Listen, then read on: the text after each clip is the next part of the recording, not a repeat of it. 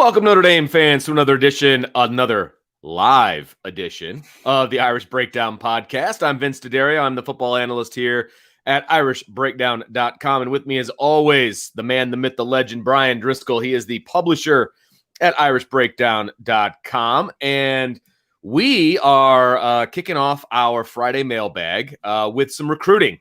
And we've had some commitments lately. Steve Angeli, the quarterback, and then also Amarion Walker, the wide receiver. They are both recently committed to Notre Dame.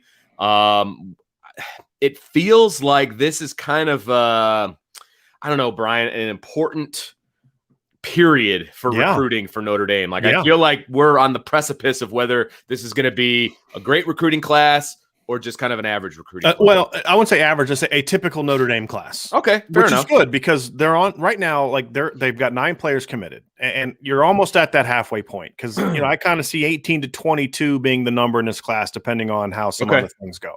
So you're almost at that halfway point, and it's a typically good start for Notre Dame. Last year was a little bit above average as a start because you had some local kids you got early. You got Blake Fisher early.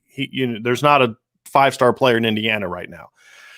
You got Tyler Buckner really early. You couldn't get that quarterback early because of everything that's been going on with COVID and all that kind of stuff, which we understand all that. Totally. So they're off to, in my opinion, a typically good Notre Dame start. Okay. Meaning they're going to finish anywhere from like 12 to 13, 12 to 14 with this class. And that consistency, because what you see from other schools is you'll see a team like an SEC team like Auburn will finish like 5th one year and then like 18th the next year. Sure. Notre Dame just kind of has their wheelhouse right now of where they're going to finish. And so how they finish here is going to determine, do they close the gap on the big boys, right, or do they just kind of keep doing what they're doing, which is they're going to beat everybody on their schedule, not named Alabama, Clemson, Ohio State, and Georgia. Yeah. Which is really good, right? But what we're talking about, again, our standard is what's that next step? And that's what we're going to discuss today. And they've kind of got the solid prospects now in the class. Okay. Now it's about taking that next step and adding the difference makers. And we've had some stuff about that. We started a series at irishbreakdown.com, sort of the must-gets. Sure. I had the must-gets podcast earlier today. It'll be up on the YouTube channel later this afternoon.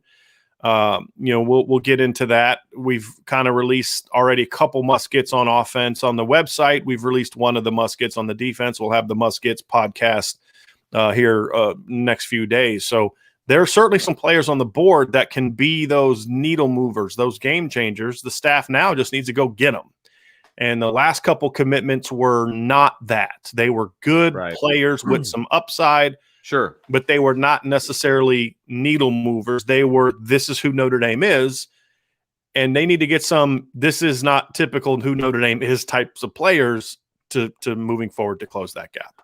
So before we jump into the questions from our awesome listeners, because they're already starting to roll in, which is awesome, I wanted to ask you, kind of what's next on the radar for Notre Dame recruiting. What are you hearing? Things of that nature. Well, I think that there's a few prospects I have my eye on right now as far as these could be the sort of the next to pop guys. Now, obviously, one is obvious. That's Josh Burnham, the linebacker from Michigan. He is set to make his decision on March 17th, which is now 5 days away. Patrick's Day. Nice. Mm-hmm. It's also, I believe he said his birthday or his mom's birthday. I think I heard that too. Yeah. So it's Notre Dame, Michigan, and Wisconsin are his final 3.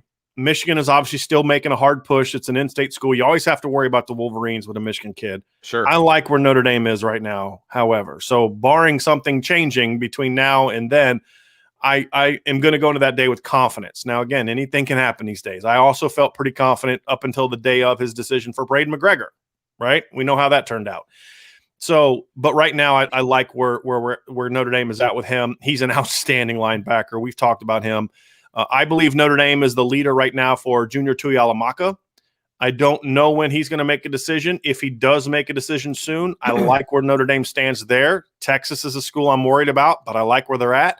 And he was the kid that decommitted from USC, right? 2 days after Notre Dame offered him. Right. Okay. Yeah. And they didn't make his top 5, by the way. Okay. So it was Notre Dame. It was Notre Dame, Texas, I believe, Oregon, Stanford, and Arizona State, I believe, was his 5. Okay. There's a lot of highly ranked kids putting Arizona State in their top 5. That's a program I kind of got my eye on with some of these West Coast kids. I've seen some players. I'm like, that kid put Arizona State in his top 5. So clearly, Coach Herm is doing some things down there in Tempe. Right? I always get them confused. Tempe and Tempe is where Arizona State is, right? Yes, I believe it is correct. Yes. So I like where they're at with those 2 linebackers. Okay. I like where they're at with Sebastian Cheeks, but he told Irish Breakdown that he doesn't plan on deciding till after his season, which will end sometime late April. So I don't see him make a decision. I'm not as confident with him as others because I feel like him waiting is kind of like, is he waiting on better offers? Is he waiting on Ohio State? Is he waiting on LSU? Is he waiting on Georgia and Alabama? Otherwise, what's he waiting on? And so but with those other 2, I feel really good about where Notre Dame stands. I feel really good about where Notre Dame is right now with Missouri defensive end DJ Wesolak. I think they're in good shape there. I think Notre Dame's going to be hard to beat for him. I like where Notre Dame is at right now with California cornerback Jaden Mickey, who released a top 4 recently of Notre Dame, Cal, Northwestern, and I believe Oregon was his other 4. I have to go back and look at that. I like where they are with him. Okay. And so I think they're in good shape with some players. Now it's about, okay, you're in the battle with a few other guys. Now it's time to kind of close that gap and get some of these guys in the class. So that's where I'm at right now with feeling like these are the guys that are on my radar as potentially the next players to commit to Notre Dame. Now, as I was listening, Brian, I was hearing a lot of defensive positions. Is that just my imagination? Not your imagination. Okay. No. I just wanted to double check on that. It seems to be the trend with the high guys, high 4 or 5-star guys. All right. Let's clarify that. just highly ranked prospects. Right. I just want to make sure I was hearing what you were saying. Okay. Yeah. Let's see here. Let's jump into some viewer questions. All right. We'll start with the commitments. So Tommy wants to know, do you think taking the commitments from these last 2 guys are more about pipeline building? No, I think that's always a side effect of certain players. That's always a byproduct. When you're Notre Dame, you don't take a guy just to build a pipeline. You take a guy because you think he can play. Sure. You take a guy because you think you can help you. Unless, if it becomes a pipeline, then that's... Unless he's like the older brother of, the older 3-star brother of the 5-star number 1 player in the country in the junior class kind of guy, right? Okay. I mean, so there's always those instances where maybe you take someone because it's going to get you, it's definitely going to get you this 5-star player, but it's never the sole reason for taking him. Look, they think Steve Angeli can play. Yeah. They think Amorian Walker can play. Sure. Now, we can always debate, did they take him too soon? Should they not have taken them? Are there better players on the board? Sure.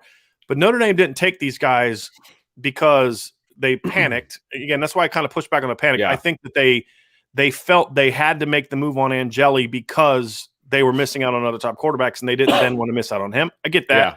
Right. I would have disagreed with the strategy, but they think he can play. There may have been other guys on the board, but they like him more than I do. So I don't think it was a pipeline thing. It was they like Steve Angeli. They think Amorian Walker can really play. They think he's got a really high ceiling, and he could be a guy that eventually grows into a difference maker. That's why they took him. Is there the side benefit of getting another Louisiana kid? He has some really talented players on a 7-on-7 team that you also like, but I've heard people say, well, you take him and you have a better shot with Kamari Rogers. Sure, they're playing the same 7-on-7 team. Kamari Rogers is a dude at cornerback, top 50 player, stud. Notre Dame is very much in the mix there, but you don't take Amorian Walker simply to get Kamari Rogers. Sure. If it helps, great. You take Amorian Walker because you think he can play. Notre Dame took him because they think he can play. Well, and let me get, for those people who have never been around college or coaches in general, every coach out there believes that they can take a kid and make it and take him to the next level with their coaching ability, right?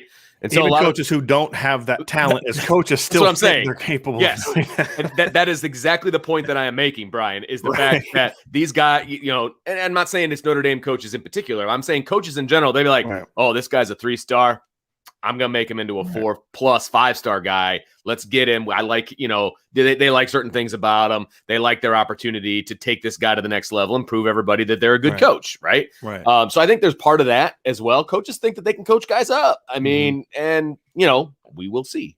Just want to throw that out there. Right. I just want to make sure people understand that these players they took, we might disagree with whether they should have been takes, but there was no other reason for Notre Dame to take these guys other than they think they can play. Right. We can debate the evaluation, but they think they can play. These weren't panic moves. These weren't, I'm getting this guy only to take. They think these guys can play. Right. There might be some benefits. Jaden Gould and Steve Angeli play at the same high school. That'd be a great benefit. Kamari Rogers and Amorion Walker play on the same 7-on-7 team. That'd be a great benefit. But that's not the reason these guys are in class. The Notre Dame staff thinks these guys can play, and they can. They're good football players. It's whether or not they're guys that are going to move the needle for Notre Dame. That's the debate that I have.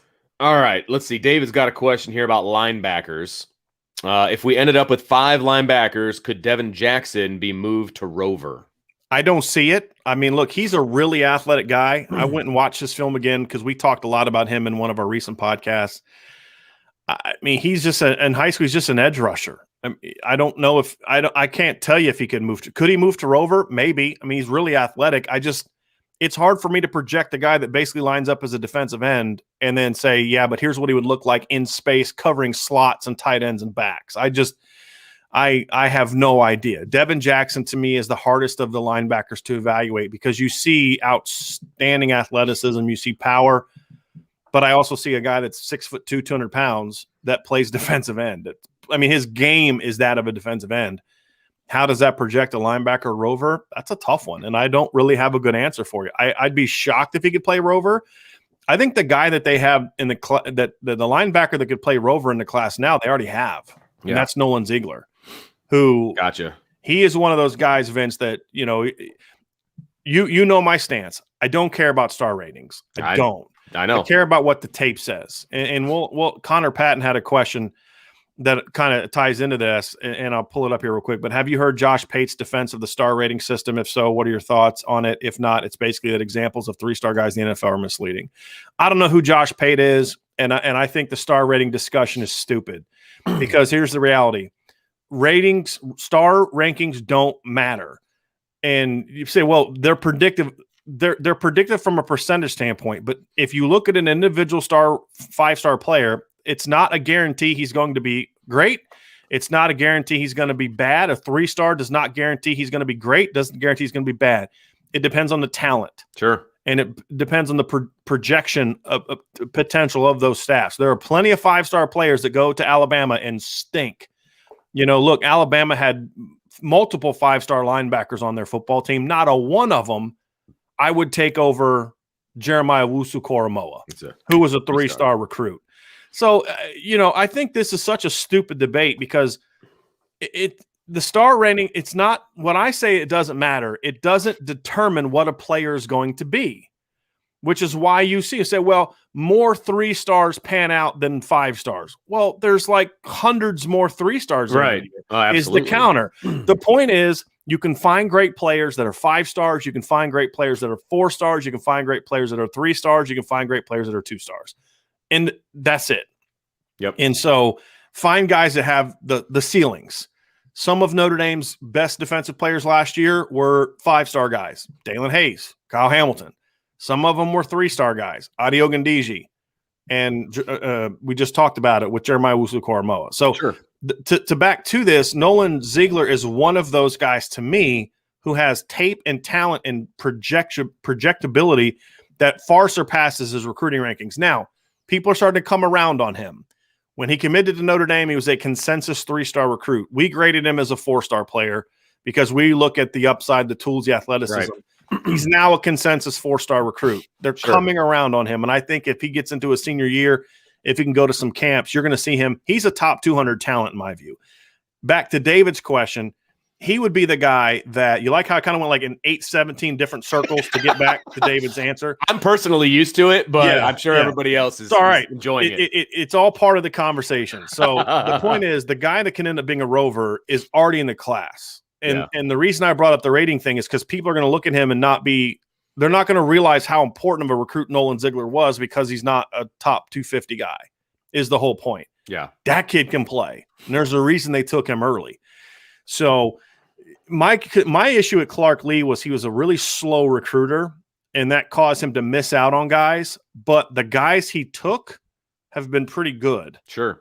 And we saw when Prince Colley committed to Notre Dame, he was a consensus 3-star recruit, and we saw how he finished up. Right. To me, Nolan Ziegler, who was a Clark Lee guy, is gonna kind of have a similar trajectory as a recruit, sure. and he is a 6'4" version of that. So I think he could end up being a rover, being the rover in this class of those players.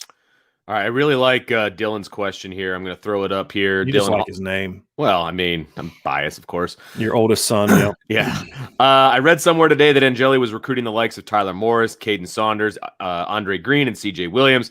How many of them are reasonable, and who do you like the most? I think Tyler Morris, Caden Saunders, and Andre Green are the most reasonable. I think Notre Dame's a player for all three of them. I like Andre Green and Caden Saunders the most. I think, but Tyler Morris is a good player too. I wrote an article yesterday about kind of what's next at receiver recruiting. Now you have Amorian Walker, and I did slot guys, I did outside guys, and then I had a category kind of off for Tyler Morris because he doesn't really fit into either one, but he also fits into both. Sure. And the guy that he reminds me a lot of is TJ Jones. Like body type, athleticism. That's a good comparison. I'll take another TJ Jones at Notre Dame. You know, maybe he's not a great player early in his career, but by the time he's a senior, he's a really great route runner. He's got good athleticism and all that kind of stuff. Caden Saunders, to me, is a really dynamic speed receiver. He's committed to Penn State right now, but Notre Dame is still talking to him. He's still talking to Notre Dame. He's in that mix. Now, Andre Green is a guy that 6'3", 185, 190, goes to one of the best private schools in the state of Virginia, so academics are not an excuse for why they can't get him, and it's not for any of those guys.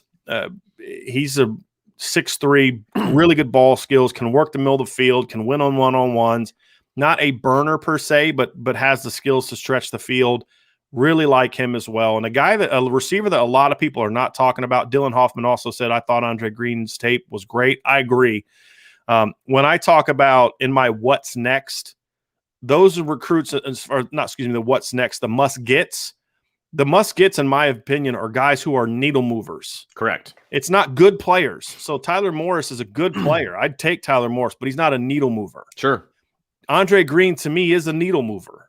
He is one of those. Him, Tobias Merriweather, and CJ Williams are the three outside guys on the board right now that if you get any of those three, it's a needle mover. Caleb Brown and Caleb Saunders are needle movers for me. A guy that we were asked about last time, who I'd watched a little bit, but I've studied a lot more since then, that I've kind of fallen in love with, is Xavion Bradshaw from Virginia. Again, 3-star recruit, but the film says a completely different story than the recruiting ranking. And he's I'm from Virginia. He's closer to most cities in West Virginia than he is in any of the big cities of Virginia. He is way out in the sticks. So I think that's kind of hurt his recruiting profile. Yeah, right. And, there's no camps, but the film is impressive. So those are some receivers, and I know that Angeli is also talking to some of those guys as well, but those are, to me, the more realistic guys that Notre Dame has to get in this receiver class to say, you've moved the needle, you've closed the gap on the big boys. All right, John has a question about safety recruiting, which I kind of like because we can get into a little bit of X's and O's here, Brian. How is safety recruiting looking as Notre Dame looks to move to a true 4-2-5? What is the position on defense under Marcus Freeman that Notre Dame wants to get the highest ceiling recruits? Again, I don't think Notre Dame is moving to a true 4-2-5. I think Notre Dame is eventually going to try to move to they're probably going to play a linebacker at Rover again this year because that's where they are. I think if they're moving to anything, it'd be more of a 3-3-5. I don't think safety changes a whole lot from an evaluation standpoint, John. I don't think that you look at safety and say, boy, they're looking for a completely different kind of safety now. I think they're looking for the same kind of safeties. I think the responsibilities of the safeties is going to be a little bit lighter than it was under Clark Lee. It was a very safety-driven defense. I think the fact that, you talk about, to John's question, the if we are talking about a true 4-2-5, what does that mean? that means that fifth guy is a true defensive back, not a Jeremiah Lusu-Koramoah or a Drew Tranquil. And I think you said in Marcus Freeman's defenses, it was kind of like a third safety. Correct. Now, that is eventually what they'd like to get to. I just don't know if it's going to be in a 4-2-5 version or a 3-3-5 version. Right. But to John's point, it wasn't the front, it was the safety aspect of it. I think what you'd like to have there, John, is sort of a more of a hybrid safety. I think they'd still like to have a traditional, sort of like what Clark Lee and Mike Elko had at Wake Forest. They had a big, tall 6'4" safety that they turned into that. Honestly, if Notre Dame had two more Kyle Hamiltons, one of impact players, I'm talking about not 6'4", 215-pound guys, because there's only one of those. Yeah. But if they had two really good safeties back there, I think Kyle Hamilton would be a great player at that position. I mean, I think we talked about this in the last podcast. He'd have like 80+ tackles. Sure.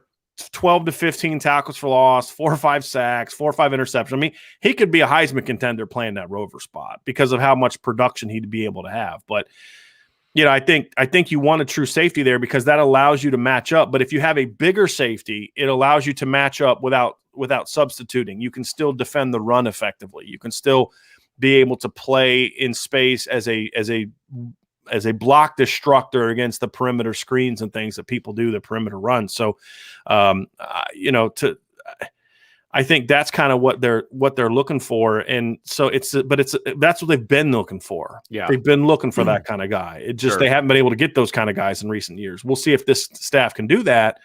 And then there's certainly some safeties that they're looking at. Xavier Nwankpa is a guy that they're definitely looking for at safety. He's going to be tough to get. Ohio State's looking at him. A lot of programs are looking at him. Jake Pope is a guy that the staff likes a lot at safety. He's from Georgia, from Buford High School in Georgia.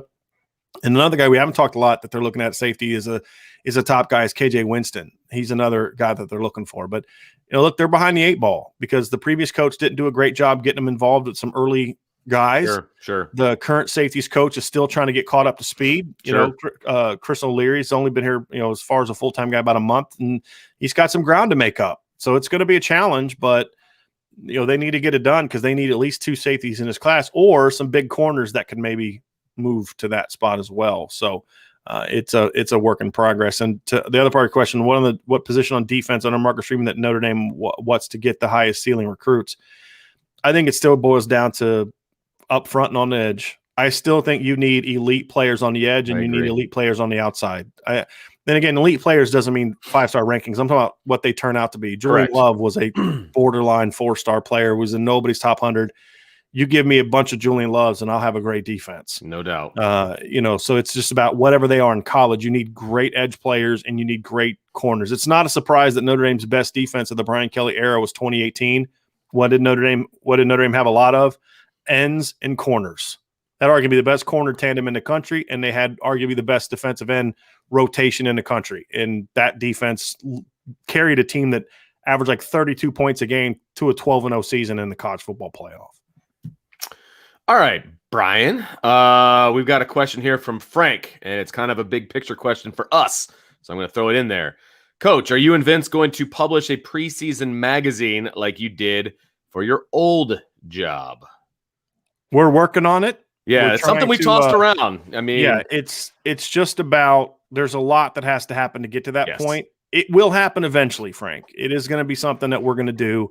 It'll be all digital, so it won't be a hard copy because that's a whole different set of issues. It'll be digital. Right. But if we don't get it done this year, we will definitely have it by this next recruiting class. Yes, is when we want to have it. So we are definitely looking into that. And like Vince said, we've been trying to kick around the idea. It's just a lot. I'm going to remind myself, make that little note, Frank, because that is my next thing. So just so y'all know, I mean, kind of what we're doing at Irish Breakdown, we're trying to build things one at a time. And when I first took over, I tried to do it all at once. I was trying to do the podcast and everything at once, and it was too much. And so what Vince and I have done is we got the website going, then let's get the podcast going. We built that up.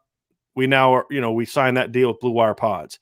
Then we launched the YouTube channel. Let's build that up. Now we've got that going. We got that monetized. It's growing because y'all are a part of it. And then next is sort of those other things. We've had people ask about gear. People want hats and shirts and hoodies, and that's awesome. Yeah, it is. But that, it takes time. I got to get, trademark and all that other kind of stuff, which Takes time. Yes, it does. And then of course I want to do the magazine, and I want to do it digitally. Yeah. That would be a lot of fun to do. And I have some ideas on how I'd like it to go, and how do we market that and sell that and those kind of things. But we got to take these one at a time without then taking away from the products we've already started. Because I think the biggest thing is we want it done right. And so we don't want to rush something and just slap something together just to say we have it. Which is what I did when I first did Irish Breakdown. I tried to do everything at once, and nothing was getting enough attention to where it was good. Right. And we want to avoid that. Yep. Right. So we want it to be good for you. That's the goal. Right. We want it to be great for you. There you go. Even better. Thank you. All right, Matty K, 55, back in his house. He has a question. How close do you think Notre Dame is to winning over the 5-star receiver, McMillan? I know his top two was LSU and Notre Dame. Notre Dame is not in the mix with that one anymore. And for the same reasons that they've been struggling at receiver this entire time. It just – they didn't make him a big enough a priority. As other big schools started to get involved, they didn't make him enough a priority, to the point where I don't even talk about him anymore, which is sad because he's a stud. Yeah. I mean, he is a game. I mean, you're talking about moving the needle. That would be a needle mover. That's a needle mover. Yeah. Yeah. John has an interesting question here. Who now is Notre Dame's top offensive recruiter? Good luck. Throw him in the bag. Yeah, if you look at just results, it'd have to be Jeff Quinn, because they get more top players. I don't think he's necessarily their best recruiter. He's gotten the best results. It's going to come down to me between Tommy Rees and Lance Taylor. I think Lance Taylor has gotten more success lately, but I think there's room for improvement for him, and especially last year with the. They were bailed out from a very poor recruiting strategy early on, where they kind of put all their eggs in a Will Shipley basket and then didn't get them.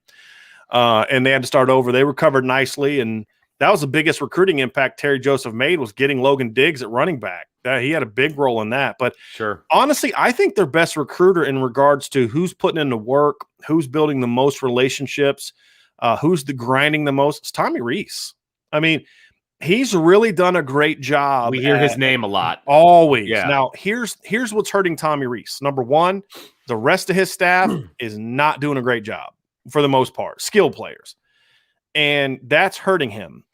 And the other thing that's hurting him is he doesn't have the reputation yet that other offensive coordinator, Tony Elliott's got a couple championship rings. So if it's 28-year-old Tommy Rees against like 36-year-old Tony Elliott with 2 title rings, Yeah, no, absolutely. I think it's hurting him. So the more success Notre Dame, if Notre Dame does what we've been talking about, change the offense, do all this, and all of a sudden Notre Dame goes out this year and scores 40 a game, Tommy Rees is going to turn into one of the nation's best recruiters. I'm telling you right now, because he puts in the work. He's really smart.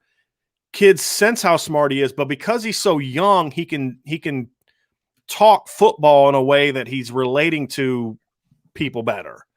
And it's not going to be like talking over your head. So he can sound really smart, but still be relatable. So they need to back that talent up with stats, with production, with success on offense.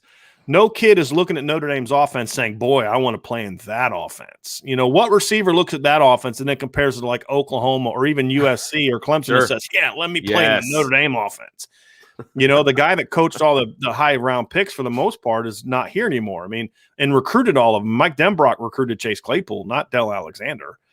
So I think that's problematic. But if they can make some moves to where the rest of the offensive skill staff picks up their game, and then they put a good product on the field this year, from 2023 on, I think the narrative about Tommy Rees as a recruiter is he's going to develop a reputation as one of those dynamic recruiters, but it takes time to do that. You don't just step on the thing at 28 years old and all of a sudden you're doing that.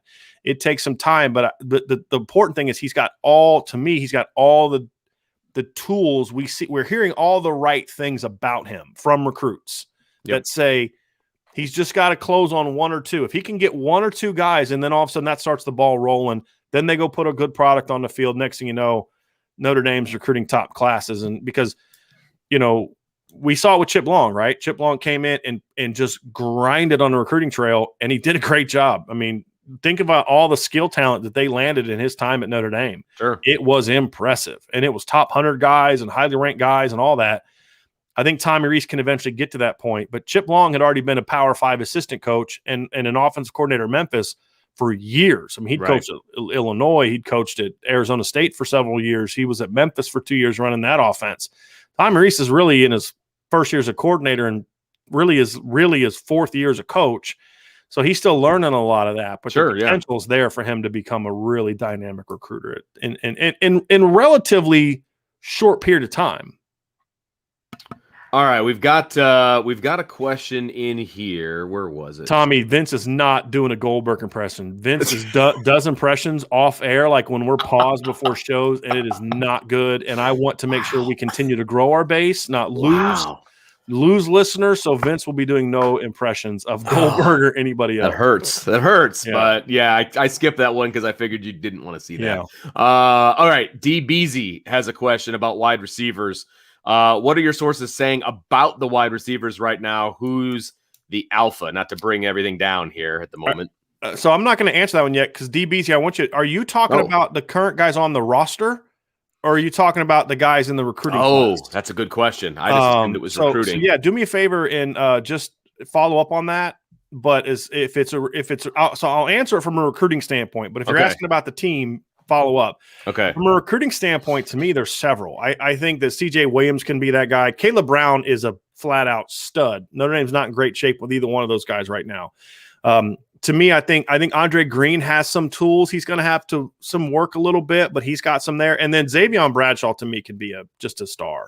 He's that kind of kid that goes to Oklahoma. That's not a really highly ranked recruit. He goes to Oklahoma, and the next thing you know, he's just catching 90 balls, and everybody's talking about him. Yeah. So I think he could be a stud. So those are the guys that I look at as kind of like the really difference maker impact kind of guys at receiver in this class. And he's asking about currently on the roster. So you get to answer it again. Okay. There you go. So currently on the roster, it's I don't know. The only guy that to me right now, there's two guys that have the tools for that I'm hearing are doing some things at different times. And that's that Jordan Johnson and also Kevin Austin. But the problem with Kevin Austin is he's hurt. Yeah. And he's broken his foot at least twice in the last year, which is really concerning for me. Yes. Because sometimes once that starts, it never heals right. And either A, you got to do surgery and put screws, and then maybe you lose a little bit of burst, or it just keeps happening. So I don't know if either of those things are happening. I'm just saying, like, when you break your foot twice in the course of 1 year, that's hugely problematic for me.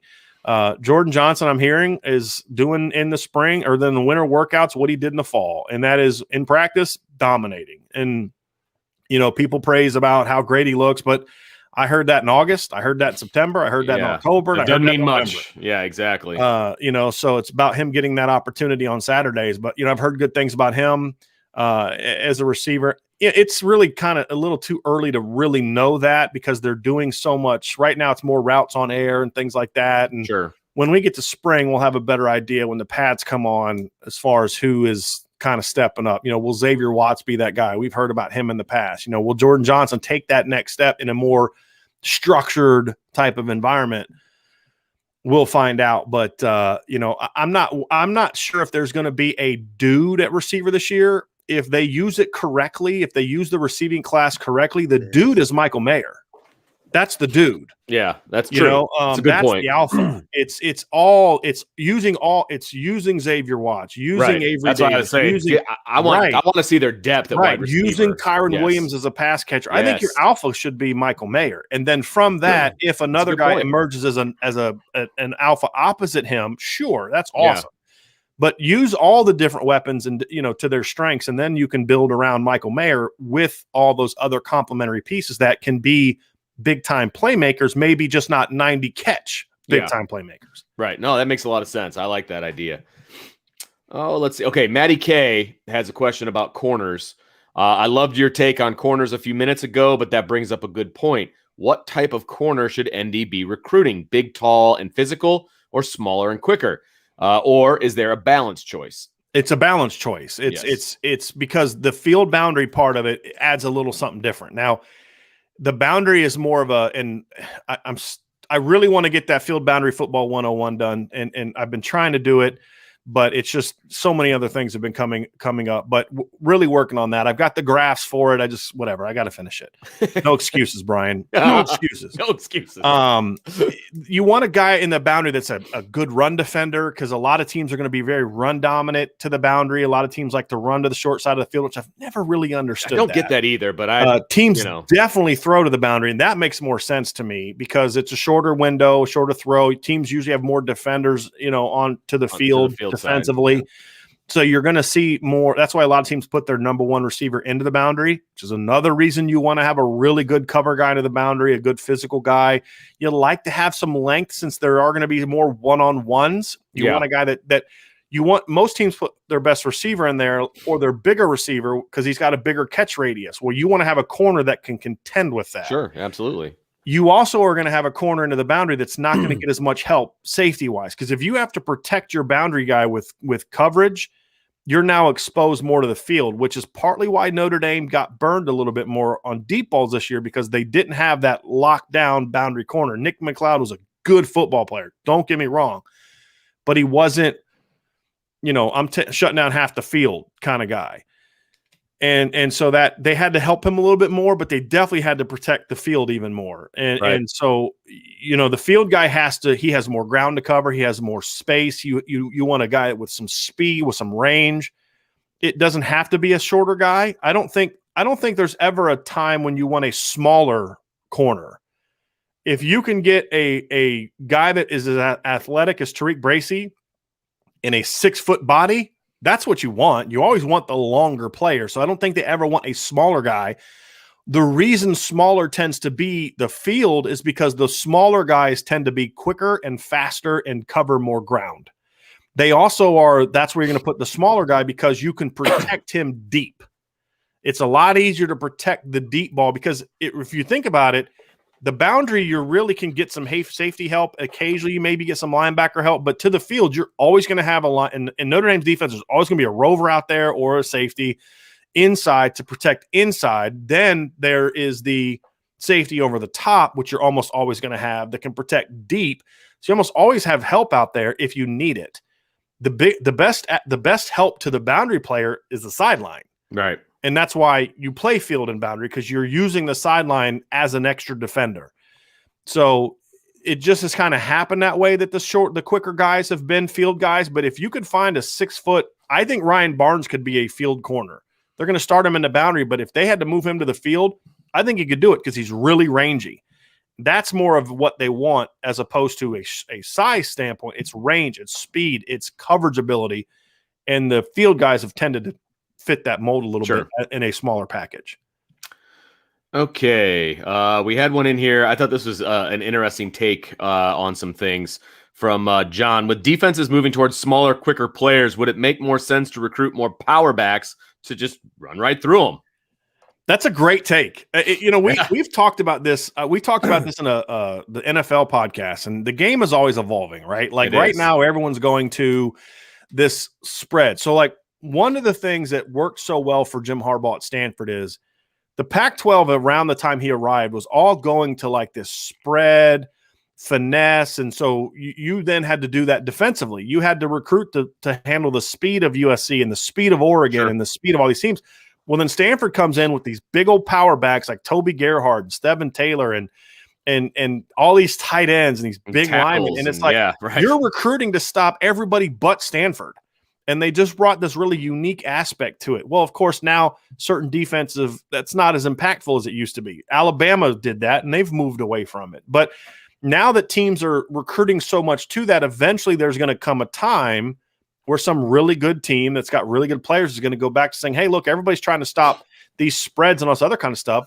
Let's just run it down their friggin' throat. Right. And so the game is cyclical. It's always evolving, and that'll become the next trend. If some team wins a national championship running, like let's just say hypothetically Notre Dame doesn't change, and they go out next year and they're running 2-3 tight ends, and it works, and I'm wrong, and they can win a title that way, which would be great, then all of a sudden, guess what teams are going to start doing? Exactly. You know what? We can't recruit all these speed players, so let's go a bunch of 13 personnel and do this old school and this it's a copycat business. It's a fact. I mean, when I go, I'm watching a bunch of all 22 film of college football, just studying different offenses. I'm not going, hey, let me watch what that team scoring 19 points a game is doing. No, I'm watching Oklahoma. I'm watching Ohio State. I'm watching Clemson. I'm watching Memphis from past years. I'm watching 2018 West Virginia that had a dynamic offense. I'm watching teams that actually did well at what they do. Right. I'm not watching teams that stink. And so when teams are successful, you say, hey, what are they doing that can work for us? And that's why you see that evolution. And if some team goes out there in the NFL, if the Titans go out there and win a Super Bowl, you're going to see a bunch of teams looking for Derrick Henrys and big backs and a bunch of tight ends and big physical receivers like A.J. Brown. That's just how football works. So, Yeah, John, I think you're onto something. And I think here's the thing to that, though. That offense only works at a championship level if you have special players on the perimeter. If you have Michael Floyd's and Will Fuller's and Golden Tate's and all that, and you have a dynamic quarterback, because remember, the only time Stanford was ever truly a national title contender, they had Andrew Luck at quarterback. Right. And that was the 2011 season when they played Oklahoma State in the Fiesta Bowl. That Stanford team by the end of the year could play with anybody. I mean, that was a phenomenal Stanford team. They had a game changer quarterback. They had a generational talent at quarterback. If you're going to run that offense, you need to have elite players, which is why Alabama has moved away from that. Sure. They've moved to more of a spread traditional offense. So it can be done, but it mandates elite talent on the perimeter, and it demands elite talent at quarterback on top of elite talent at offensive line. Like Clemson could never run that offense because they would never have good enough offensive linemen to do it. Yeah, they don't. And Ohio State could do it.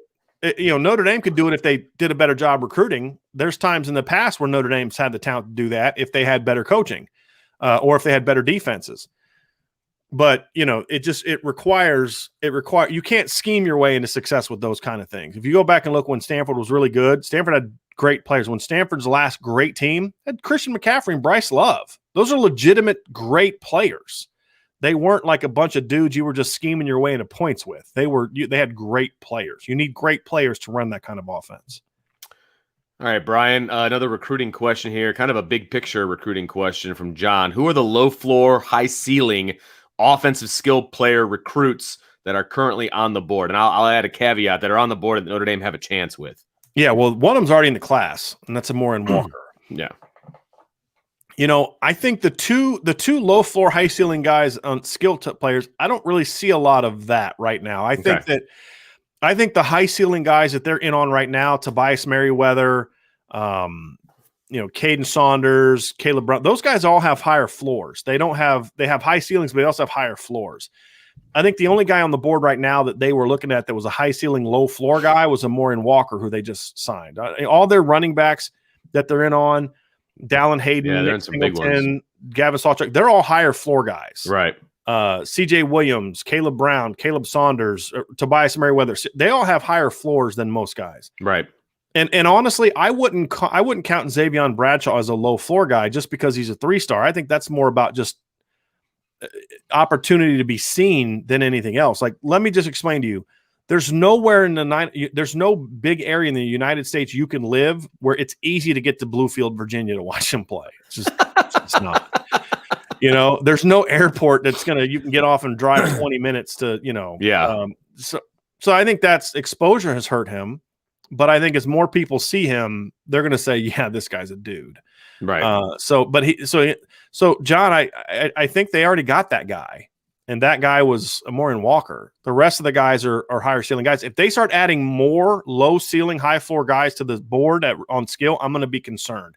Now, I'm going to hijack your question. There are 2 offensive linemen like that I love. One is Jake Taylor from Arizona. I talked about him in the podcast. I put up a podcast this morning. Vince was working.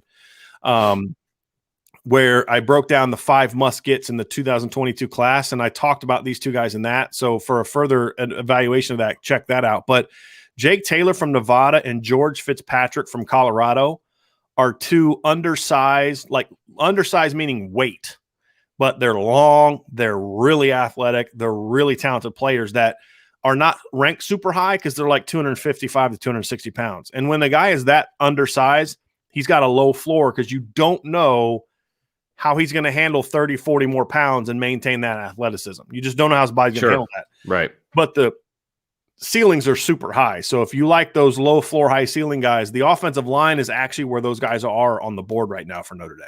And Jake Taylor was a catcher for the Indians. So, I mean, no? Okay. I mean, Major League references are great, but that's not the Jake Taylor. This guy has much better knees and much better athleticism. That's good. All right. David wants to know, he wants to know if Xavier Watts could be an awesome safety. Sure, but I want to keep him wide receiver. Yeah, I don't want him there either. Yeah. Yes, he could be because I think he's an amazing athlete. Yeah. But I would be very upset if he got moved to the defensive side of the ball. Please ask that next question. Please ask that next question. I was going to ask it, but I was going to preface it with, I don't want your head to explode here. But no, I see it. Okay, all right. Would you be surprised if Paulus run the quarterback job while at Notre Dame, or is he just a backup? He is a backup. Go. He's a backup. Vince, you've seen him play more than I have. I have seen him play in person. I have broken down his film. Why don't you speak to this one? Because I know where this question is coming from, because it was stated by another site, I believe, if I'm saying this correctly, that they won't be surprised if Ron Paulus ends up being better than Tyler Buckner. Remember that? I sent you the link. Yes, you did. 1, 2, 3, go. Oh, okay. And look, and I need to preface this all with, I'm sure that Ronnie Paulus is an amazing young man. I have seen him at some basketball games and things of that nature, supporting his little brother, things like that. He's a great kid. He is not a Notre Dame. I've heard that too, by the way, that he is a really good kid. Great kid. Will work hard and all that kind of stuff. Right. His little brother was a year ahead of my son in school. So it was 8th grade, 7th grade. They play back-to-back basketball. So I saw him at games all the time. He's a great kid. He's a really great kid. Comes from obviously a good family. The problem is he's not a Power 5 quarterback. He's just not. And here's why I say that. Just from strictly a film breakdown point of view, he's not mobile in any way. He is far from accurate when he throws the ball. His arm strength is okay. He really does. For as big as he is, he really kind of has to muscle the deep throws. Now, part of the problem was he was throwing to wide receivers that look like me. And so, sometimes you got to muscle it out there and help those guys out, things of that nature. I get it. But I never once went to a Penn game. And that's where he played at high school football at Mishawaka, Penn. I never went to a Penn game and thought, wow, he was a big physical presence. He was actually bigger than most of his offensive linemen from a stature standpoint. And if his last name wasn't Paulus, he might have ended up being a tackle, in this particular high school conference that he plays in. Right. So good kid. He clearly understands the game. He is a pro style quarterback. There's a reason that there were no other Power 5 offers on his list, and he had fallen out of favor with a lot of the MAC schools that were originally recruiting him, and that's because of COVID. They didn't have a chance to really see him in person, and so that's not really a fault of his, but it's a fault of the matter. He just didn't have a chance. Those kind of kids need to get in front of coaches in order to raise their stock, because the film is not going to do it for him. And his film doesn't do it for me. And like I said, I saw him play in person numerous times. A good Northern Indiana Conference quarterback. But he's not a Notre Dame quarterback. I'm sorry. He's not. Now, will he provide good depth? Sure. Will he be somebody that understands the offense? Can be that guy in the quarterback room to be helpful to the other guys that are there? Absolutely. I think he's a depth kid. There's no question. And he's going to take advantage, and he's going to get a degree from Notre Dame, and things are going to be good. If he wants to start at quarterback, he's going to have to go someplace else. And that is just what – and if he's starting at Notre Dame, a catastrophic series of events have taken place in that quarterback room if Ronnie Paulus is the starting quarterback. That's my personal opinion. Maybe I'm wrong, but based on everything that I've seen from him, I'm not wrong. Yeah. I mean, I would wouldn't mind it because I was a big fan of his dad. I Huge. Yes, I was, absolutely. and even after his Notre Dame career, like obviously he came with all the hype, but I always thought, man, Lou Holtz didn't do him any favors by forcing him to run that offense. I still feel like Ron Paulus could have had a completely different career if Lou Holtz would have done what he said he was going to do, which is change the offense. And if Randy Moss wouldn't have, because remember, Ron Paulus has been throwing to Randy Moss and Derek Mays for a bunch of his career. If it wasn't for that, Ron Paulus's career would have come completely different. That's a really good point. He would have been thrown and handing off to James Jackson. Remember, Notre Dame also signed James Jackson, that same class they signed Randy Moss. He couldn't get accepted. He went down to Miami and became an NFL player. So, yeah, I agree with you, Vince. I don't see that. I wouldn't mind it. I mean, nothing against Tyler Buckner. I think Tyler Buckner's a dude. I was kind of a Ron Paulus fan growing up. So if his son turns out to be a lot better than we think, that's a great story. But I don't see it. I don't see it. Yeah. Matty K says this is off topic, but I disagree. He says, I know this is off topic, but I want to get your take on Brian Kelly's post-game interview after the Alabama game. He said they lack speed on the perimeter. I just want your take on his response. This is it's something to do with recruiting, so that's why I threw it up there. And we have talked about this topic ad nauseum. So I'll let you go on this one. But I'm not going to spend much time on this one. Look, that was more about who you put on the field as opposed to who you recruited. You got it. And part of it was injuries. You didn't have Kevin Austin, but you had dynamic players. You just didn't want to play them because they didn't have the traits. And they didn't have complete knowledge of the offense. And everybody says, well, everybody gets mad when I talk about how Brian Kelly doesn't like playing young players. Oh, look at Chris Tyree. Okay, Chris Tyree played because who else was going to play? Right? Michael Mayer played because he's a freak. Okay, and it's tight end. It's not wide receiver. Like, you point to these exceptions as if like that defines the rule, and that's pure homerism and just really shallow analysis. The fact is there's a long history of young guys not playing at Notre Dame, and the instances where they did play, every single time you look at the depth chart, it was loaded with younger players. So you had no choice but to play younger players. Go look at the 2016 depth chart and say who besides Torrey Hunter, who got knocked out for 2 games in the opener, was beyond a sophomore that was playing on that team. And the answer is they didn't have anybody. I think like Corey Holmes. You know what I mean? So, of course, you were going to play Kevin Stepherson because you didn't have anybody else. So that's kind of my thing there is they have the players. It's just about coaching them up, building a system that plays to their talent, and then creating an environment and a culture in which your system plays to talent, not experience. It's as simple as that. And all the homers can get all in their feelings every time I lob this criticism because they're perfectly fine beating all the teams that stink and losing to everybody that's good, right? Except that one time Clemson didn't have half their team.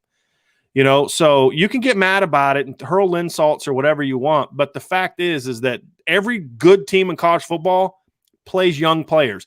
And all these same homers tell me that Notre Dame can't recruit because the academic standards are so high. So apparently all the kids at Notre Dame are super smart, except they're apparently too stupid to play as freshmen where all these kids at Alabama, Ohio State, Clemson, and Oklahoma can play as freshmen. There's severe sarcasm there because I know these kids at Notre Dame are smart, okay? It's sarcasm. And so it's about you don't have an environment that creates success for them early in their careers. Exactly. Even the guys that panned out, other than Will Fuller, and I've always asked this question, if DeVaris Daniels doesn't get kicked out of school, does Will Fuller break out in 2014, or is he still sitting behind DeVaris Daniels? Right? All these other guys, for the most part, broke out as older players, except when there was no older player to compete with them. Equanimity St. Brown in 2016. So, yeah, it's a problem that needs to get fixed. It wasn't a lack of talent at receiver. It was a lack of creating an environment in which you're playing your better players. So that to me is really my issue. And no, Kevin McDougal was not a better quarterback than Ron Paulus. Kevin McDougal played on a better team than Ron Paulus. There's a reason that Ron Paulus is going to start before he got hurt. And I love Kevin McDougal. Met him at a Notre Dame game the last couple of years. Not going to tell you where because it was awkward. But I got an idea now. You know where I'm going with. I got an idea. It's in the press box somewhere. But no, Ron Paulus just played on teams that weren't as good. And he played in a system that was not that did not tailor. I mean, Kevin McDougal, as great as he was, I think threw like 9 touchdown passes that year. I think, something like that. Great player, great winner. Love Kevin McDougal. And Ron Paul's also a true freshman that year. Kevin McDougal was a senior. You put Ron Paulus on teams in 94, 95, and 96 that had the same talent that Notre Dame had from 90 to 93, and his career turns out differently. It gets frustrating kind of having these debates about quarterbacks, and Jimmy Clausen and Ron Paulus, to me, are the epitome of that, where they look at the record and say, not good.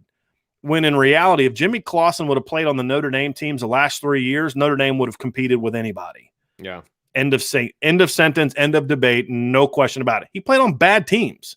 You give Jimmy Clausen a defense that holds teams to 17 to 18 points a game, like Notre Dame has had the last 3 years, and Notre Dame doesn't lose very much, if at all. And Ron Paulus, I felt, was the same way. He was running a system that his game and his body and his athleticism wasn't made for, and he played on teams that just weren't as good as the previous teams. So I hijacked that question I saw from David, I think, had that. So he did. Just had to respond to that. All right. Sheldon's got a quick question about quarterback recruiting. Any chance Notre Dame takes another quarterback? I saw the Texas commit Ewers just decommitted and opened up his recruitment. Yeah, I didn't see that yet. I've been looking for that for the last few minutes. When you were talking about Ron Paulus, I saw that, and I didn't see that. I see that he's still listed as an Ohio State commit on his Facebook page.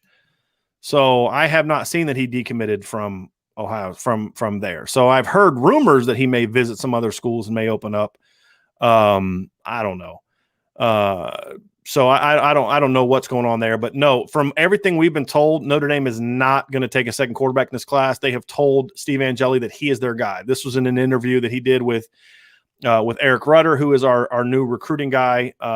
And flat out said that he's their guy. So, and I believe it. I don't think they would look. They would not lie to him about that. There's no doubt. There's no way the staff would tell him you're our only guy and then go out and recruit another quarterback. I think if they felt they needed another quarterback, because let's say the current depth chart changed, so like taking 2 running backs last year wasn't the goal originally until Jameer Smith left. Then you knew you needed a second back. And so, tool worker. See, this is exactly what I'm talking about. People don't understand sarcasm. Too stupid, Brian. First of all, it's Brian with a Y. Second of all, it's called sarcasm. Yeah, and you said it was sarcasm. Clearly, the Notre Dame players are very smart. Very. It's a shot at the coaches for saying, oh, they can't figure this out and this other thing. It's called sarcasm. Obviously, the Notre Dame players are smart enough to learn the offense, but they still don't at receiver. Why? So take a deep breath and pick up the obvious sarcasm that was in that comment. All right, we've got I have to scroll back up. Matt was asking about Joshua Burnham. We covered that earlier, that he is committing on the 17th, which is next week, and Notre Dame is in good position for him at the moment, between them and Michigan, right? I mean, those are the kind of the top 2, we think. Josh Burnham. Yeah. It's Notre Dame, Michigan. I like where Notre Dame's at right now. Right. If things change between now and then sure, we'll let you know. But right now, I feel good about where Notre Dame is going to be. But as I said, until he announces, Michigan always is going to. Yeah. I mean, we heard for months that Rocco Spindler was going to pick Notre Dame, and I felt confident he was going to pick Notre Dame, and I said so. But it came down to the wire in regards to he never said he was going to pick, but I mean, he'd been telling Notre Dame commits he was going to come to Notre Dame and all this other kind of stuff. But when you talk about in-state, there's a lot of pressure. Yeah. When you live in the state of Michigan, there's a lot of pressure to stay in state, and especially where he lives. And so, to me, I feel good about where Notre Dame is, but you just always kind of feel like Michigan's going to throw everything at him between now and March 17th. And yes, he is a really athletic, long player and a very talented player. DeBeasy has a question about Michael Mayer and his alignment. Do you think they will slide Mayer to the outside and put more tight ends on the field? And if that was the case, if I was a wide receiver, why would I come to Notre Dame if I'm not going to play for 3 years? I mean, I think they're always going to have 2 tight ends on the field most of the time, and they're still going to do a lot of 3 receiver tight ends. I mean, Avery Davis still played about 50 snaps more than the number 3 tight end last year, Brock Wright. Now, I think he should have played even more than that, but that's a different conversation. But no, I think to part of his question is it's a legitimate question. And Is that why we're seeing them have a harder time recruiting a receiver? Part of it's Dell Alexander. Part of it is, are they doing things that are making it less attractive to come to Notre Dame? Sure. Ian Book's first year as a starting lineup, in the starting lineup, he averaged 300 yards a game in the regular season. In his last year in the starting lineup, he barely averaged over 220 yards passing. So it's a lot less attractive offense when you look at the last 2 years. So I think that's certainly hurting them a little bit. And I do think it makes it a little bit less attractive. He averaged 235.8 this year. So I think there's something to that, but I also think that if you do the job right, you can spin that the right way and say, hey, look, we didn't have that because we need you and this, that, and the other thing. And you can point to past years, 2018 when you had Miles Boykin and Chase Claypool, and you can point to the year that Chase Claypool had a year ago and say, hey, look, that's where we really want to be, and so I think there's some things you can do to kind of push back against that notion, but you got to put in the work. And that's why I say for Tommy Rees to take that next step as a coach, as a recruiter, he needs to put a more explosive product on the field. And if he can do that, I think he'll end up becoming a big time force on the recruiting trail. But I do think you're going to see him moved around more. Yep. And I'm glad that he kind of had his niche as a freshman, but that's kind of how it should have been. They weren't using him as diversely as they used Tyler Eifert in his last couple of years because he was a freshman, and that's called smart coaching. But I think the longer he's at Notre Dame, the more we're going to see him do a lot of different things. At least that's what they should do. Put him in a slot, put him backside, see how they're going to defend it. Because as I've explained before, moving a guy around isn't always about getting him the ball. Sometimes it's about getting the defense to overreact to moving him, which then creates one-on-ones in other situations. So that's kind of what I would say there. All right. Brendan has a kind of a look into the future question. Have you guys started looking at the quarterback class of 23 yet? I have. I'm going to have an article coming out about that soon. There's a quarterback from California whose name I have no idea how to pronounce yet. That Brian Smith tweeted about him this morning. So he's a really, really good player. There's a quarterback, I think his name's Cole Teschner from Illinois that I like. It seems to be a pretty decent year, 2023 quarterback. So I'm working on getting some names and breaking down some film. So I'll have a better answer for this later, and I'm going to have an article about this. But I've taken a peek at some 2023 guys. There's some good players in Michigan and Illinois, some good Midwestern quarterbacks that I'm going to be breaking down that are highly ranked guys. A couple of them I liked, a couple of them people that I know that have said, hey, you need to check this kid out. So we'll definitely be diving into 2023 quarterback, because back to the earlier question, we do not see them taking another quarterback in this class unless something changes with the current depth chart. And if that were to happen, I think they would sit down and they would explain that to Steve Angeli. Hey, listen, so-and-so got hurt and so-and-so's transferring and we need another quarterback. You're still our guy, but, we have to fill out a depth chart. And they would tell him before that would happen. Okay, back to a little bit of defensive recruiting. Brandon was asking about cornerback recruiting. Since it's at a ridiculous level right now, who are your 3 takes, wants, or are most likely to commit in the 22 class? Boy, that's getting it down to 3 is going to be a little bit challenging. I think Jaden Mickey is one. He's a take, and I have a recruiting profile on him on Irish Breakdown that I did today. He's an interesting kid, Vince, because he's one of those guys that didn't get to play as a junior. So we're just evaluating sophomore film with him, and his sophomore film, he looks like a sophomore. He's skinny. He's not the developed player he's going to be by the time he's a senior. I love his feet. I love his instincts. He's a very high IQ player. You can just see his ability to read routes and mirror receivers as a sophomore is really good. And he's playing against like St. John Bosco, Modern Day, Orange Lutheran, Norcos. I mean, he's playing against really good teams. In the article I did today, there's highlights in there. I put some highlights in there, including him as a sophomore going up against USC commit Keon Burnett, who's 6'5", 215 pounds, and he's locking him down. So he plays big, and I'm really curious to see kind of how he develops over this next year, because we didn't get to see him play as a junior because California didn't have football. So I don't know if they're going to have spring ball or not yet. I'm hearing that they may. If not, we'll see him in the fall. But he's a take for me. He's a talented player. If he makes the jump that I think he's going to make size and speed wise, he's going to end up being a much closer to a top 100 player. He's around like 220, right now, rankings wise. Jaden Gould is a take for me. Love Jaden Gould. He's from the same high school as Steve Angeli. He's a guy that I would absolutely take right now. Very talented player. There's a kid from Texas named Jared Kerr that's kind of a corner safety, plays offense a lot. He's a guy that would be a take night right now. Really talented player. Nakai Martinez from Florida, really athletic, really physical player. He'd be a take for me right now. But the top guy on the board is Kamari Rogers from Mississippi. Notre Dame is in much better shape with him than I thought they were going to be. And they are making a push, and Marcus Freeman and Mike Mickens are both involved in that one. His interest seems to be legit. He is a legitimate top 50 player. You watch his film, that is the kind of guy you're like, that's an SEC football player that has grades and likes Notre Dame.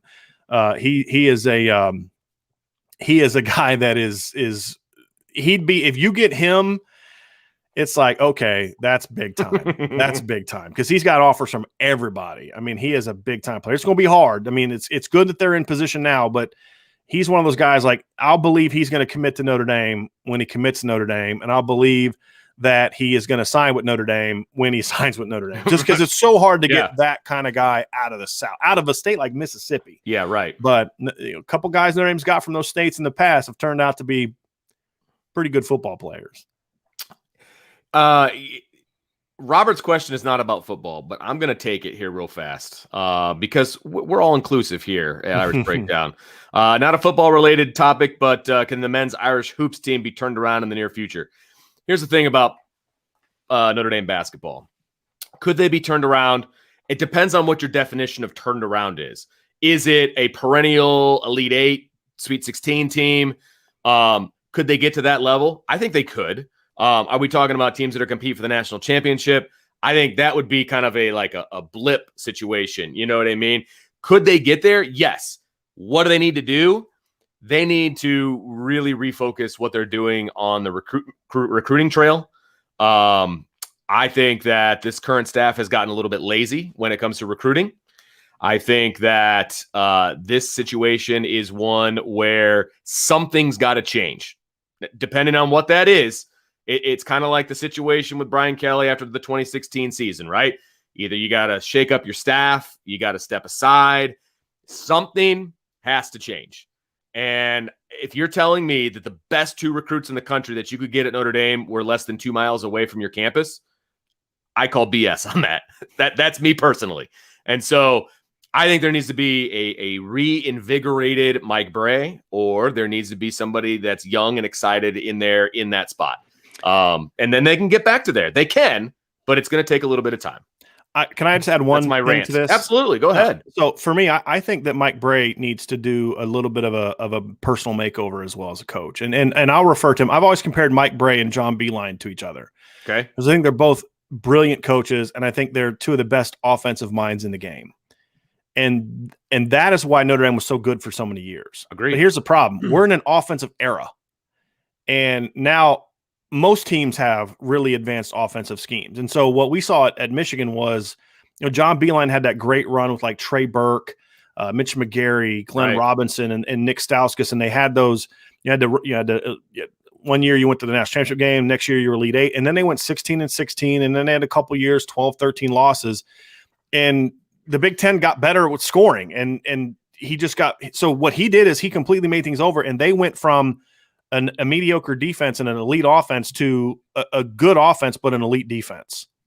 And it was like, we don't have the horses to go score with all these teams that are now scoring. We have to do something different. And he brought in Luke Yaklich, and they became a great defensive team. And because it was like defense is about length and about competitiveness and angles and all that, you don't have to necessarily have elite players. Notre Dame's never going to have elite players. And so I think that they need to put a greater emphasis on being able to make stops. Sure. Because everyone can score now that's any good. And so you're seeing Notre Dame lose these games to not good teams in shootouts because they can't make stops. If this team doesn't learn to defend better, and they don't have to be like Michigan was necessarily, where they completely remake themselves and become an elite defensive team, but they have to be a team that puts more emphasis on defense, because it's just in an era of college basketball where everybody shoots threes now. Everybody scores now. So you're not as unique as you were before. And because you're not going to have the horses that they have, it doesn't matter how good of a coach you are, you're going to have to figure out other ways to win games. And I think that's kind of what he needs to do. There you go. I do want to take this one real quick from Luke. I'll be brief. He said, who's to say that a freshman receiver is better than the other guys that have been in the system / college weight room for 2 to 3 years? I'm all for getting more talent on the field, but maybe JJ wasn't ready. This isn't a referendum on Jordan Johnson. This is a referendum on the Brian Kelly tenure at Notre Dame. He doesn't play freshmen. And rarely. It's not. And look, we have outlined why Chris Tyree played. We have outlined why Mayer played. And it is not. We're talking about receivers. It's a different deal. Yes. And we know for a fact that they're not going to play guys that don't have a 100% knowledge of the entire playbook. I think that's short-sighted. And from a coaching standpoint, that is short-sighted. You have to get your best players on the field. You have to identify what they are good at. You need to put them on the field, and you need to exploit what they are good at. That is good coaching, period. And I don't tell me that a guy doesn't have the traits off the field. Don't tell me. You recruited him. That's on you, man. Right.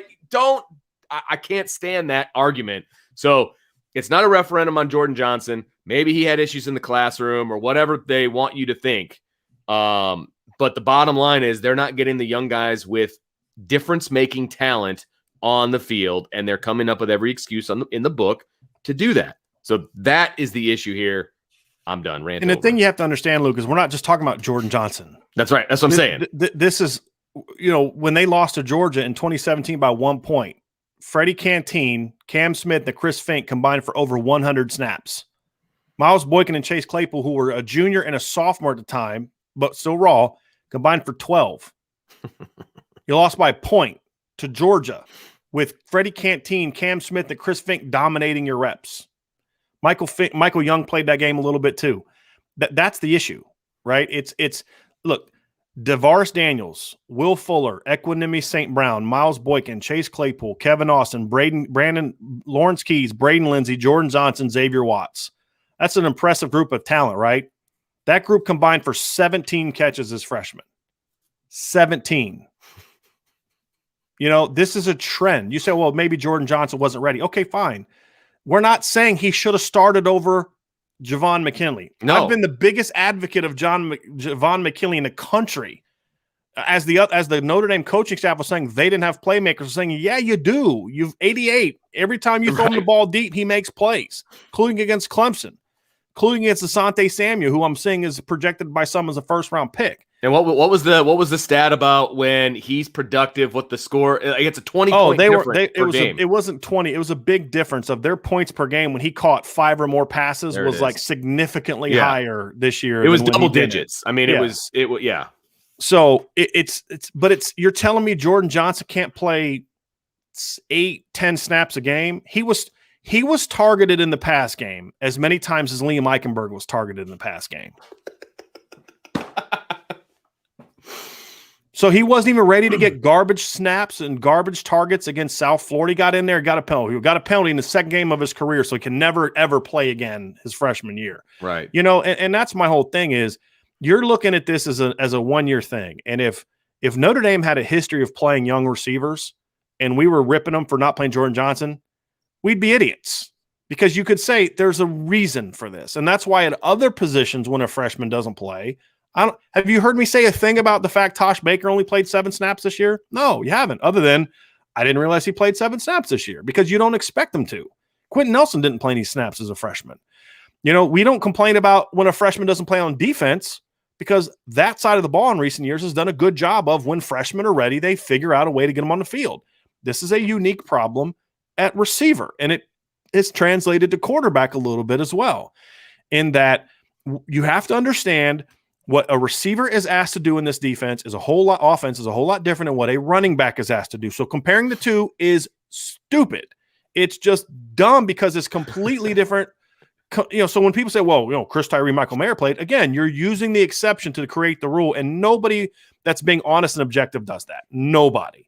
Not if they have any clue what they're talking about. Well, and I would make the argument that Chris Tyree didn't play enough, but that's a whole. But he played. Yeah, he played. He played. Yeah, he did. You know, but let's be honest.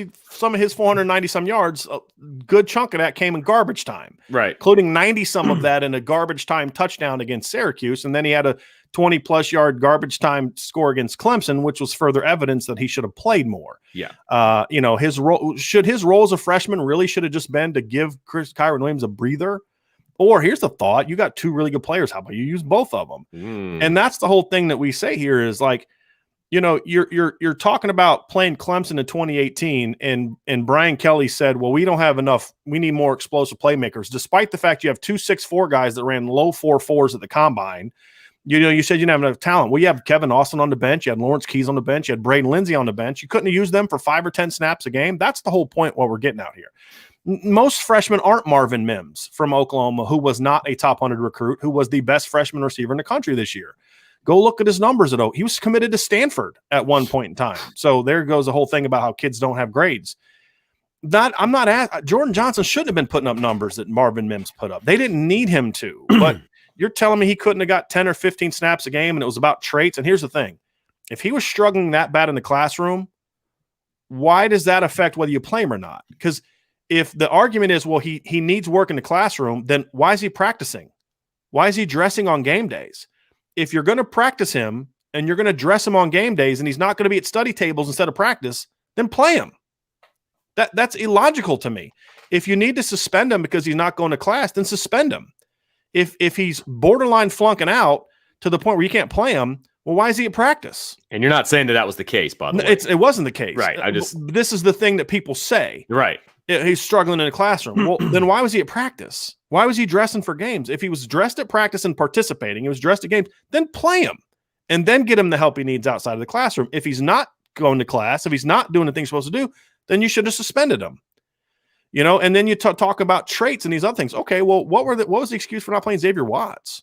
What was the excuse for, Chase Claypool only catching 5 balls as a freshman, most of them in garbage time, in a year where your team went 4-8? Right. He couldn't have done any worse. Yeah. So, I mean, those are things Luke, as I understand where you're coming from, and I get it. And I understand the tendency of fans to give the coaches the benefit of the doubt, especially when coaches are having success in the field. Sure. My point, however, is that if you look at what the teams that are beating Notre Dame are doing, they're getting their freshmen on the field. They're finding ways to work them in. And the times that they don't, it's because they have Devontae Smith in front of them, not Ben Skoranek. Right. That's my point. Yep. You're telling me Jordan Johnson couldn't have taken 10 snaps from Ben Skoranek a game? Right. I mean, there was a period of time where Ben Skoranek was hurt. Right.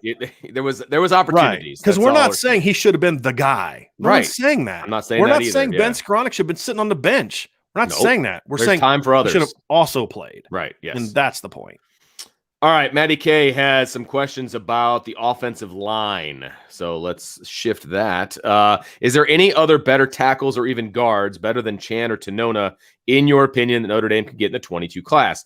Can you also go a little in depth about what they can do? Sure. I mean, we talked about a few of those guys earlier. It's not better than Tanona. Tanona, to me, is a really, really good interior player. He's a top 100 player. Billy Schrouth is another guy that I think would be kind of on that level that I project more as a guard. He's a top player. I think Zach Rice, Tyler Booker. Check out the podcast we did earlier. This is getting a little bit long, so I don't want to dive too much into that, Maddie. I'm sorry. Check out the podcast we did earlier. I dove more into that. Zach Rice, Tyler Booker, Joe Bruner's a top player. Joey Tanona is a really athletic player inside. He was a good tackle as a sophomore, really, really good center as a junior. Love his toughness, love his competitiveness, plays with good pad level for a 6'5" guy. He's got impressive talent. Ty Chan right now is just a pure project. He didn't play as a junior. He's 6'5", 6'6", 250, 260 pounds, seems to have a good frame, really athletic, but a raw football player. So it's really hard for me to say what he can do other than saying just from a tool standpoint, he's got a lot to work with. But we'll dive more into that at another time. We're getting a little bit long. So, and I did put some out on those guys earlier. So please check that out for me, Maddie. I love answering your questions, but that one requires a little bit more analysis. This will be a quick one. David wants to know, he's got an honest question. Who decides which players are going to play during the course of a game? Position coach, OC, head coach. All and I three. think that varies. Yeah. All three. Yes. But for offense, you flip it. It's if Brian Kelly has ultimate say. And from what I'm told by multiple sources over the course of the last 5 years, Brian Kelly will say, I don't want certain. I was told by multiple people close to the program that he flat out said he wanted Kyron Williams to redshirt. That's why Kyron Williams wasn't available after last year. He decides, hey, I want Ben Skoranek and I want Javon McKinley playing. I don't want if these guys can't do this, you don't play them. He sets that standard. It's just a fact. I mean, he was far more involved in the offense this past year than he was in previous years, from what I was told, in regards to decision making, and he's always been very involved and determining what they were going to do and those type of influences. So on offense, it's very much the head coach having a say. He didn't do that as much on defense, which is also why you saw more rotation, more depth, more guys being used, a system that's a little bit easier to learn and execute. So yeah, it's a group effort, but on offense, the position coaches at the skill positions don't have nearly as much of a say as they do on defense, from what I have been told. All right, here we go. Over under. Someone catching 80 balls this year and someone rushing for over 1,300 yards. Oh boy, I'm whatever the under is, I'm taking it. I'm taking the under of the 80. Yeah, I'm taking the under on both of them. Are you? I'm tempted to take the over on the 1,300 though. Well, the reason I say no is because I think that there's going to be a little bit more spread out this year. I think if you want to talk about a running back going over 1,300 yards of offense, absolutely. Because I think when you add receiving yards, because I think Kyron Williams went over 1,300 yards this year, but he had 1,100 yards in 12 games with the line that they just had. Yeah. They're only going to get one more game next year, unless they play for the title. And so I don't see him seeing a big jump in yards per game with a new line. And hopefully with, the ball being spread around a little bit more. I think 80 balls, the reason I say no to that one is because, number one, I have questions about Kevin Austin's health. But even there, I think it's going to be more of a spread the wealth scenario than it will be one guy dominating. And even with that, I mean, Will Fuller never caught 80 balls. I think Michael Floyd's the only guy at Notre Dame to top 80 passes in the last under Brian Kelly. He had like 100-some 1 year, but I think Equanimous never got over 60. Will Fuller's best year was I think 76, and that was in 2014. So yeah, I don't see anybody getting to that number for Notre Dame. Okay, here's one from Brandon. Could you see Notre Dame taking Gould at safety since the cornerback board is loaded? I think if you take him, you give him a shot at corner.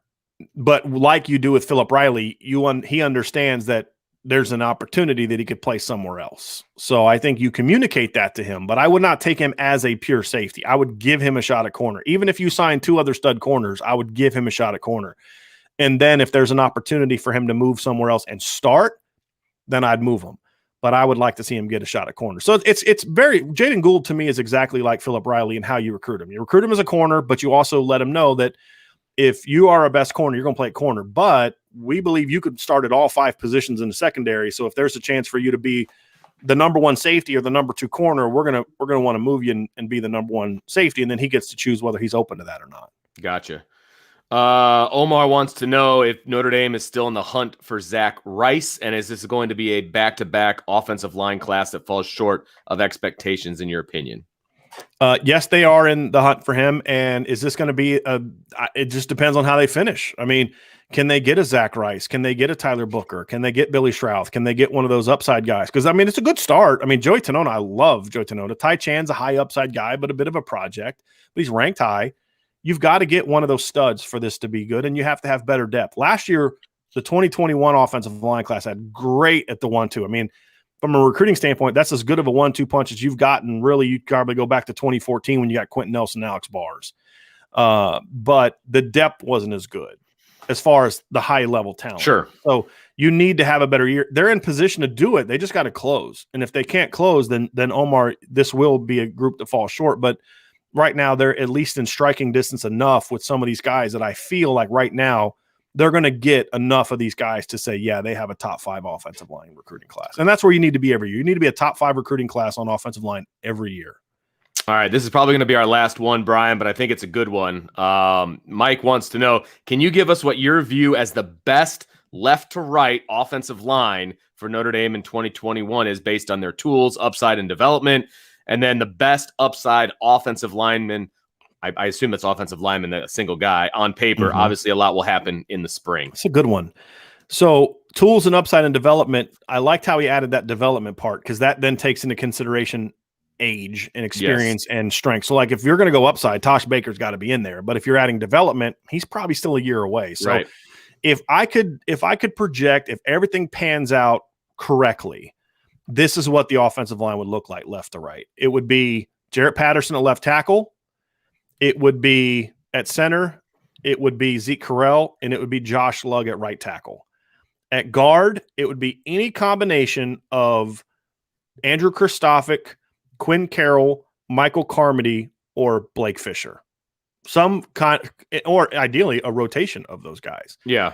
I think those are the most talented, high upside, plus at least enough time in the system to where they should be ready to contribute. And Blake Fisher is one of those unique freshmen that, because he's so big and strong, he will be more capable of playing as a freshman compared to other guys. So that to me would be the combination. I don't know if I could say yet who definitely would be at guard or left guard or right guard because there's so many good options. It's just about really who steps up. And I wouldn't mind seeing a little bit of a rotation this year, like they did in 2017 at right tackle with, with Robert Hainsey and Tommy Kramer, because there is some really good depth there. But my hope is that Quentin Carroll and Andrew Kristofic, at least one of those guys, will get a chance to move into guard and compete for a starting job there, because they're just, to me, they're very talented. They can play guard. Robert Hainsey talked about this in the interview we did. He thinks Andrew Kristofic's best position might actually be guard. And he said that in a complimentary way, not like a he can't play tackle way, but boy, he could be really good at guard because he's so physical and athletic and those kind of things. So that would be, he would have to be one of those guards. Now, whether that's left or right. So I'd say he'd hopefully be one of those guards. And then that other combination would take over the other guard position, which I would say you put the younger guy at left tackle. But the thing that factors in there, some guys play better right-handed than left-handed. Sure. Yep. You got to factor that kind of stuff into that equation as well. But that would probably be it for me. And it kind of follow up. John A1 asked with Aaron Banks leaving, who is Notre Dame's most powerful blocker on the 2021 roster. Blake Fisher. No, I think it'd be probably powerful. It'd be either Lugg, Kristofic, or Quinn Carroll are probably the three most powerful guys of the returners. Now they got to prove it on a consistent basis, but sure. I think those are the three most powerful guys that Notre Dame has coming back of the non-incoming freshmen. All right. Well, that is going to do it for this edition of the Irish Breakdown Mailbag. We want to thank everybody for joining us. It never ceases to amaze me how long we can go with these, because you guys just keep firing Did up not questions. feel like an hour and a half. No, and we had questions like in the holster that we were going to use in case but we didn't even need them. So thank you guys for coming on. We really appreciate it. And we will be back next Friday, no question, for another mailbag. And so make sure you stay tuned for that. Of course, if you haven't subscribed to the YouTube channel, make sure you do that. Hit that notification button so you know when we're going to come on live. Hit that the podcast. If you listen to us on podcast version, make sure you subscribe. And then, of course, check out irishbreakdown.com because there's all kinds of good stuff over there. Brian, any final thoughts? Nope. See you guys next week.